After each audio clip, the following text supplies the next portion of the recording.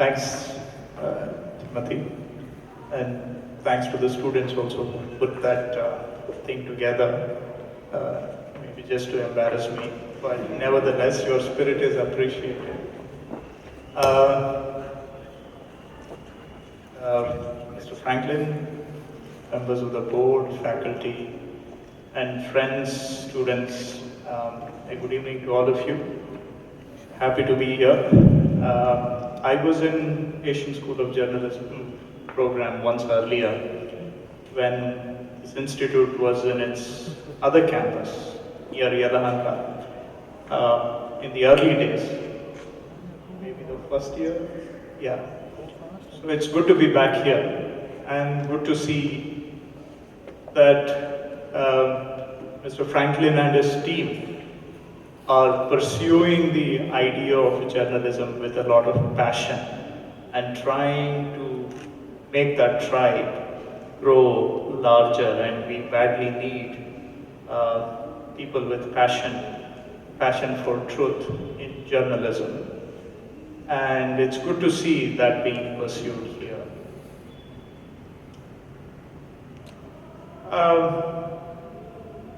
Today is graduation day as well as annual day, and also commencement. Commencement is graduation day. So many of you are graduating, and I could share my funders on journalism with you guys. I'll try and spare you that torture. Instead, I want to share with you a story. Now, I must also say, I'm a very bad storyteller. And I should have probably gotten my wife to tell the story and then butted in the last minute just to say what the moral of the story is. But I will make an attempt. If you're already familiar with the story, so I seek your indulgence. This is the story. In 1856, the East India Company annexed the kingdom of Awadh and kicked the Nawab out of his territory. And the Nawab had many wives, concubines. The family gradually disintegrates. There are many claimants. In 1974, a family, a mother, two children, a son and a daughter, with some liveried servants and a very attractive Great Dane, show up on the platform of New Delhi train station and announce that they are the direct descendants of the house of Awadh, the Nawabs of Awadh, and demand that Government of India should restore to them, the descendants, the erstwhile assets of the kingdom of the royal family of Awadh. And Government of India says, "Come again? What are you saying? Who are you?" They don't respond. So, jumps in the media. And this is a fascinating story. A very royal looking family. Of course, you look at them, they look royal. So, here is the queen of the house of Awadh with a prince and a princess. And she has all the credentials to be the direct descendants. And look at the tragedy of this story. So they play it up. But the government of India doesn't respond. So they camp themselves in the first class waiting room of New Delhi train station. If the government doesn't respond, they make it their home. And throughout, they have fabulous relations with the media. The media finds this a very fascinating human story. They play it up for what it is worth. But still, the government doesn't respond. This goes on for 10 years, from 74 to 1984. Finally, Government of India says in 84, okay, please sort these people out. So they find a 14th century Haveli in the middle of Delhi, Malcha Haveli, and allow these people to go camp themselves there. So this is 1984. The Haveli is 14th century, it's dilapidated. But nevertheless, since they are the royal family, they can't live in a house which was offered to them by the UP government. So they have to live in a royal dwelling, so a Haveli it is. Though not satisfied, they move to the Haveli. And they continue to have fabulous relations with the media. A lot of competition. So obviously they don't think my story is interesting. They think whatever they're trying to tell is probably more interesting. So the relations between this family and the media continue.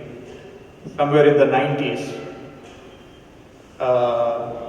the mother is dead. The family claims she crushed diamond into powder and committed suicide, and unable to swallow the sad state of affairs that has befallen to an erstwhile royal family. And this continues. They continue to live in the Haveli. They're isolated. They don't interact with the people because they're a royal family. They can't interact with the commoners, right? If anybody steps in, their dogs will be let loose, or they could be fired at even, the board says. So this goes on. In 2016, the bureau chief of New York Times in Delhi is a journalist by name Ellen Berry. Now, for all the international journalists in Delhi, this is a fascinating story. And these guys have played the media well also, the family. So she gets interested, she pokes around, tries and tries and tries, and finally gets an appointment. And she meets the Prince Cyrus Reza. And she keeps meeting him for the next 18 months. Somehow, the story is not adding up in her mind. She tries to piece together the origins of the family, and she tries to ground this story in reality. And she's unable to. She's not satisfied with the story.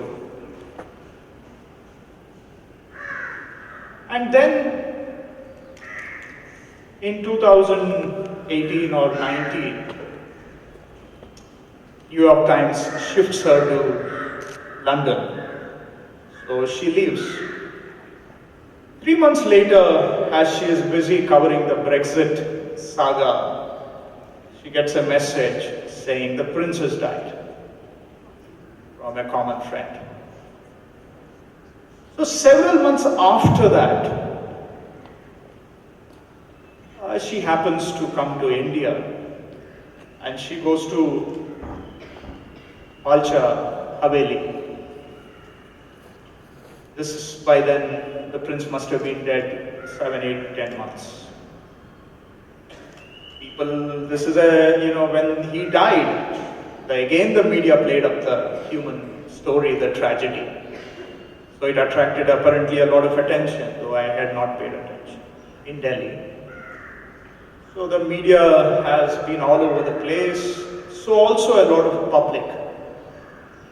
So people have gone through their whatever things that were remaining. And when she goes there, everything is upside down, a lot of things are strewn around, a lot of papers lying everywhere. And she picks up the papers and slowly starts going through every paper. Because in her mind, this story is still, she's not satisfied with the story. She's still trying to piece it together. So she methodically flips through the papers. And after, I don't know how much time she spent on this, she ends up with two pieces of, or rather two clues. One set of money transfers and letters from a guy called Shahid. And his address is marked Bradford, UK. So she finishes her job in India. She's anyway posted in UK. She goes back to UK, takes the train to Bradford, and knocks on this door very nervously. And an old, sick-looking man in his mid-80s opens the door, allows her in. And through that conversation, it emerges that Shahid is indeed the brother of Prince Cyrus Reza. But through the conversations, she realizes that there are big holes, gaping holes in the story. She also finds out that, so now we have 3 children. Shahid, Prince Cyrus, and his sister, who also has passed away. In the process, Shahid tells her that they had another brother who was working for Pakistan Air Force, who is no more, but his widow lives in Selma, Texas, US. So Ellen Barry makes a trip to Selma, Texas, US. Meets the widow there. And she also gets to know through that they have 2 living first cousins in Lahore. So she goes to Lahore, meets the 2 cousins. Through this, she manages to put this whole story together. Rather, the facts together. And the facts are that Mr. Inayatullah Bhatt,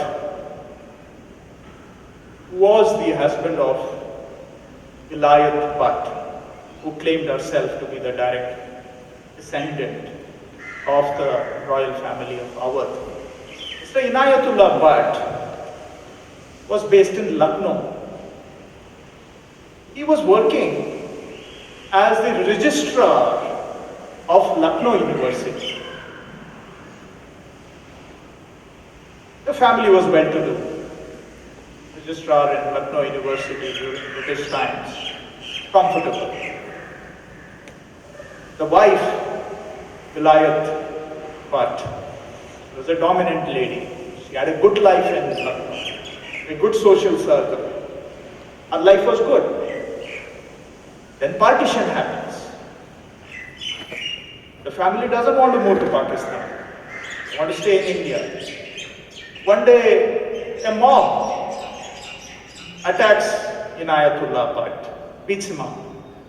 So family reluctantly decides to move to Pakistan. Vilayat doesn't want to go to Pakistan. She is happy in Lucknow. She has her life set, but has no choice but to move. So they go to Pakistan. The husband gets a job in Pakistan, but soon after he dies. So Vilayat, who is already under psychological stress, it deteriorates. She believes in this free Kashmir idea. So one day she confronts the Prime Minister of Pakistan on the issue of Kashmir. And the police pick her up, realize that she has psychological issues. They put her in a mental hospital for 6 months. She gets out of the mental hospital. In the 60s, she starts writing to Government of India repeatedly, saying that she and her family are being harassed in Pakistan and they want to move back to India. Government of India doesn't think there is a justified case to accept her and give her a citizenship. But due to her repeated efforts, they say, okay, you can come back, but you will not get the citizenship, but you can reside in India. She moves to Kashmir in 1970-71 because she knows a leader in Kashmir called Sadiq, who's a family friend. The family friend helps her get a government house. So they live in Kashmir from 71 to, this is 62, 63. She moves to Kashmir in 62, 63. From then on to 71, they live in Kashmir. And Mr. Sadiq passes away, their patron is gone, so the family moves to Lucknow. In that process, one of their sons decides to continue to stay in Kashmir.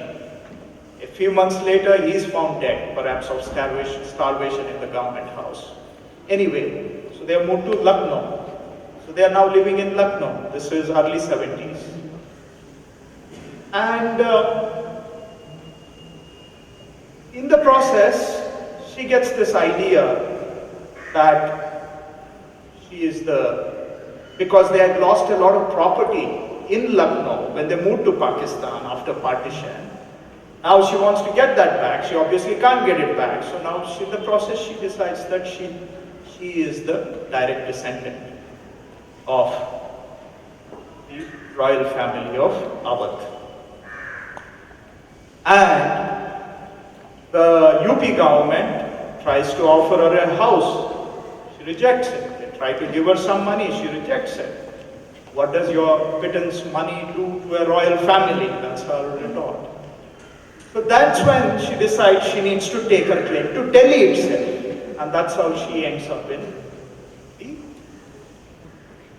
platform on New Delhi train station. So over a period of 3.5, 4 years, Ellen Berry put this story together. In her view, the story is about partition. How social, physical, emotional, psychological wounds, unresolved, fester, mutate, and turn into tragic social, personal ills. And this family was a victim of that. They could not deal with partition. And they metamorphosed into the royal family. To me, it's also a story about partition, which is also people being unable to live with each other as just humans. That's the tragedy of partition. That's her story. But I'm sharing it with you here for a different reason. So, here is a lie presented as a fact, lapped up by the media, made into a fascinating grand story, repeated ad nauseum,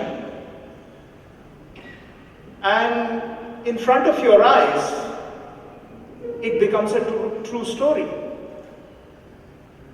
It has all the ingredients, components of a fascinating story, or rather a fascinating drama. The royal family, human tragedy, erstwhile assets of the kingdom, the British. So it has all the components. So the media laps it up, plays it, repeats it as a fact. And society too very happily plays along.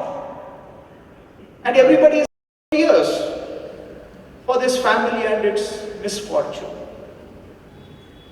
Until Ellen Barry steps in